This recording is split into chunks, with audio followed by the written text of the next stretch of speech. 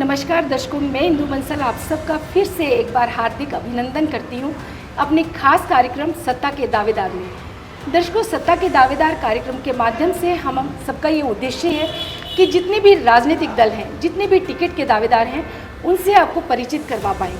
जहाँ आज की जनता सजग है कि हमें किसे चुनकर आगे लाना है, वहीं राजनीतिक दलों को भी अपने सर्वे में इस बात का विशेष रूप से ध्यान रखना होगा कि जनता के करीब कौन रहा है, जनता के लिए किसने काम किया है और जनता के करीब जाकर उनकी समस्याओं को देख कौन रहा है, समझ कौन रहा है, उनकी समस्याओं को दूर कौन करना चाहता है। आज हमारे साथ हैं बहादुरगढ़ विधानसभा क्षेत्र से भाजपा से टिकट के दावेदार राजेंद्र भारद्वाज जी। आइए हम उनसे कुछ बातचीत करते हैं, उनके बारे में जानते हैं। राजेंद्र जी नमस्कार। नमस्कार इंदु जी। राजेंद्र जी, सबसे पहले आप अपनी पारिवारिक पृष्ठभूमि के बारे में बताइए। इंदु जी, सबसे पहले तो आपका बहुत बहुत धन्यवाद, आपके मीडिया समूह का धन्यवाद जो आपने मुझे ये मौका दिया कि मैं अपना पक्ष आपके चैनल के माध्यम से सब लोगों तक पहुंचा सकूं। जी इंदु जी, मेरे दादाजी स्वर्गीय चैनाराम जी आज़ादी की लड़ाई में उन्होंने भाग लिया था, स्वतंत्रता सेनानी थे। उसके बाद मेरे ताऊ जी, मेरे पापा दोनों आर्मी से सूबेदार रिटायर हुए। पापा भी 2010 में उनका देहांत हो गया था।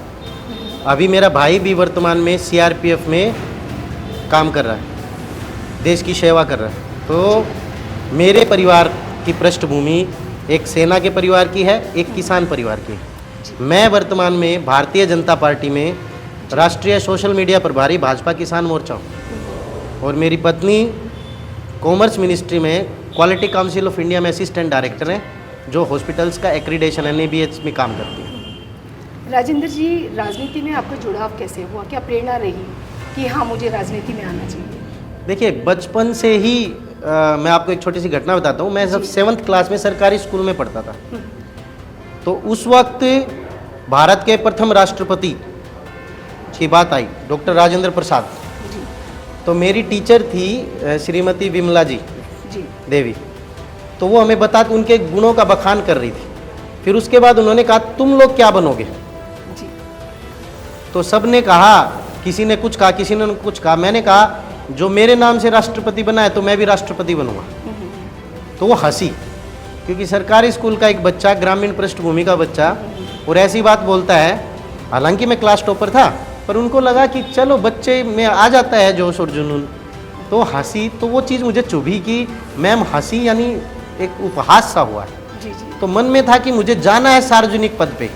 अभी आप सामाजिक रूप से बहुत सक्रिय हैं, अपने क्षेत्र में बहुत अच्छा काम कर रहे हैं। आप कौन कौन सी ऐसी समस्याओं को देखते हैं कि हाँ, अगर पार्टी मुझ पर विश्वास करती है और मुझे टिकट देती है, मैं सत्ता में आता हूँ, तो मेरे क्षेत्र की ऐसी समस्याएं हैं, ऐसी विकास योजनाएं हैं कि जिनको मैं जरूर अमल में लाना चाहूँगा, जरूर पूरा करना चाहूँगा यहाँ पे। इंदु जी देखिए, तो बिल्कुल मेरा सौभाग्य है कि भाजपा पार्टी ने मुझे राष्ट्रीय स्तर का पद दे रखा है। बिल्कुल। तो मैं सिर्फ बहादुरगढ़ नहीं, पूरे देश की समस्याओं से परिचित हूँ। जी। और कुछ समस्याएं तो हर जगह की एक ही हैं। आम आदमी की समस्याएं ये हैं कि अगर वो रात को घर पे आए तो बिजली रहे तो वो चैन की नींद सो सके, ताकि सुबह उठ के काम पे जा सके।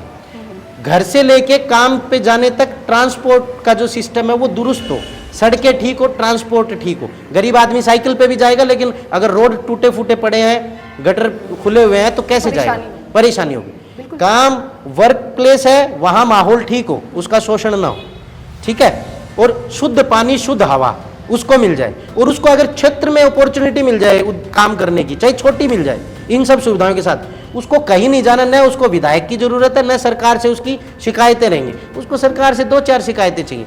स्पेसिफिक जाएं, जैसे इस एरिया की बात करें हम, तो ये समस्याएं तो मूलभूत है। इसके अलावा बहादुरगढ़ एक औद्योगिक क्षेत्र है। फिर भी आप पता कीजिए कि यहाँ की फैक्ट्रीज में कितने लोग लोकल हैं।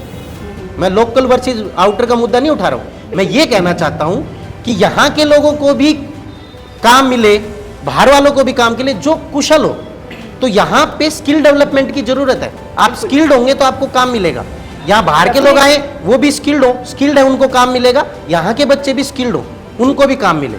दूसरा, यहाँ खेलों की पृष्ठभूमि है, अखाड़ों की धरती है, पहलवानों की धरती है। आपने देखा मनु भाकर यहाँ की 2-2 मेडल लेके आई हैं, और यहाँ के पहलवान बजरंग पुनिया, मतलब ये पहलवानों की धरती है, तो खेलों में बच्चों को इनकरेज किया जाए, उनको सुविधाएं ज्यादा से ज्यादा दी जाए। जरूरी नहीं होता पढ़ाई के मामले में, उस मामले में फिर जो ब्रेन होता है किसी शहर का, वो ब्रेन अगर अच्छा माहौल हो, अपराध मुक्त माहौल हो, उनको सही ये जो मैंने बेसिक कम्युनिटीज बताई ये मिले, तो दूसरी जगह नहीं जाएगा। वो सोचेगा घर बैठ के कोई स्टार्टअप कर लूं या यहाँ कंपेरेटिवली छोटी नौकरी कर लूं, मनोबल बढ़े, उनका मनोबल बढ़ता है। बिल्कुल मनोबल बढ़ता है। तो मेरा ये मानना है कि अगर कॉमन मैन को इंपावर्ड करना है तो बेसिक कम्युनिटीज बढ़ा दो, जिसका एग्जाम्पल है इंदौर शहर, नंबर 1 सफाई में जी।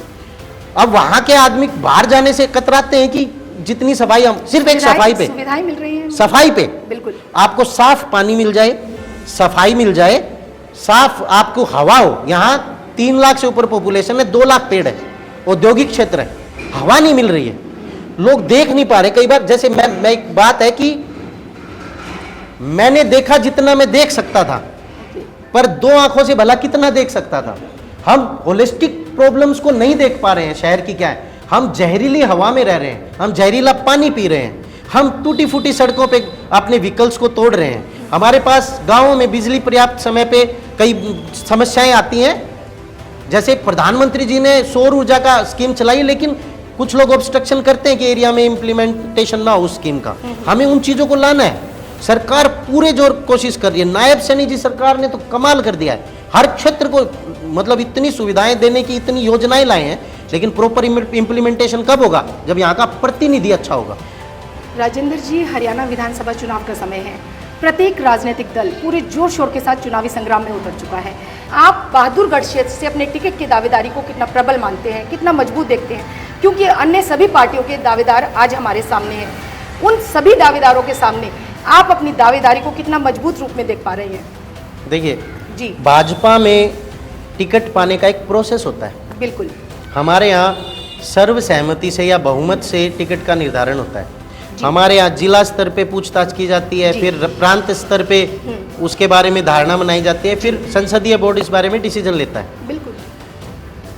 मैं राष्ट्रीय स्तर पे इतने सालों से हूँ, अगर मैं काबिल हूँ, प्रतिभा है, तो ही उन्होंने मुझे इतनी बड़ी जिम्मेवारी दे रखी है। तो पार्टी का विश्वास मुझ पे है। अभी भी लगभग 500 से ज़्यादा जिलों के 12,000 व्हाट्सएप मैसेजेस मेरे पास रोजाना इन्फॉर्मेशन आती है पूरे देश भर की। और दूसरी चीज़, स्थानीय स्तर पे मैं जितने दिनों से यहाँ तो लंबे समय से रह रहा हूँ, लोगों का प्यार इतना मिल रहा है, दोनों चीज़ों का कॉम्बिनेशन है। कार्यकर्ता भी मुझे पूरा सहयोग कर रहे हैं और मैं अपनी कैपेसिटी में इतने सालों से यहाँ रह रहा हूँ, जो मेरे पास आया है मैंने पूरा सहयोग किया बिना स्वार्थ के। पहले तो मुझे ये भी नहीं था कि मैं चुनाव लड़ूंगा, लेकिन जब ये देखा कि जिस क्षेत्र में मैं रह रहा हूँ वो उपेक्षा का शिकार है, ठीक है, अपने क्षेत्र का विकास करना। कल को मैं यहाँ का कैंडिडेट बनता हूँ, घोषित होता हूँ, तो एक झटके में उसी दिन पूरे देश को पता चलेगा कि बहादुरगढ़ शहर कहाँ है, क्योंकि पूरे देश में मेरे जानने वाले हैं, मेरे परिचित हैं, मेरी स्टेट की टीम्स हैं, भाजपा की किसान मोर्चा की टीम, सबको इन्फॉर्मेशन मिलेगी कि डॉक्टर राजेंद्र भारद्वाज विधानसभा का चुनाव की टिकट मिली। तो जब एक शहर की पहचान होती है तो सबका ध्यान जाता है कि ये शहर इतना पिछड़ा क्यों है। दिल्ली में और इधर रोहतक में विकास हो गया, बहादुरगढ़ क्यों पिछड़ा है?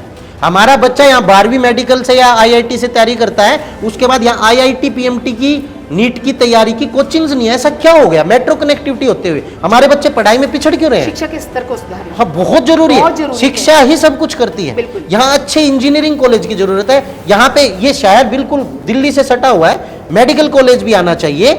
यहाँ पे मेडिकल कॉलेज चाइना आए, जहाँ के नजदीक एम्स है। यहाँ पे कोचिंग सेंटर्स तो एटलीस्ट ऐसे हों जो नेशनल लेवल के, कि बच्चों को इधर उधर भटकना ना पड़े, और यहाँ की बेसिक कम्युनिटीज और ये सुविधाएं हो, तो देखना बहादुरगढ़ गुड़गांव बन जाएगा।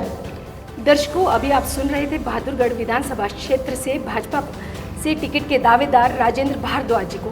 दर्शकों, उन्होंने बहुत सशक्त और दृढ़ शब्दों में अपनी बात को रखा। जल्दी हम फिर मिलते हैं सत्ता के एक नए दावेदार के साथ। तब तक आप देखते रहिए talk show with doctor Indu Bansal. जय हिंद, जय भारत।